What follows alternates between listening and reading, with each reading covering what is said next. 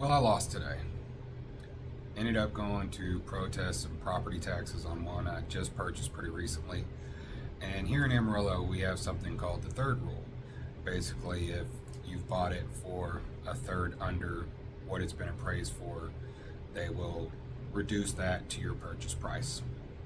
Well, what they had started this year that I wasn't aware of is after a certain point in the year, they certify that appraisal. So when you go in for a property protest, you have to go before the board. So this is what I had to do in that time. And they kept asking about condition.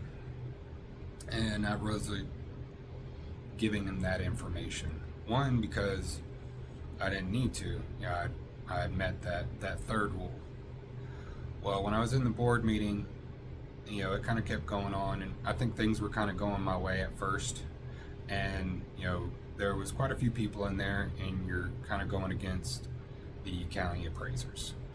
And they kept asking condition.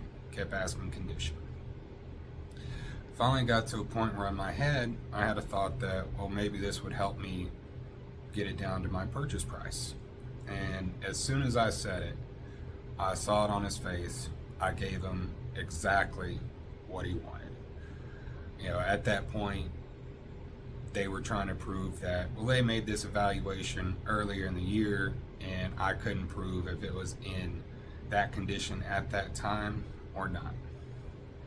So just something to pay attention going forward in your negotiations. You never know what piece of information they could be looking for.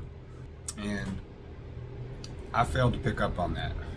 The moment they got that piece of information, I lost. So be careful about that with your negotiations. More info is not always better.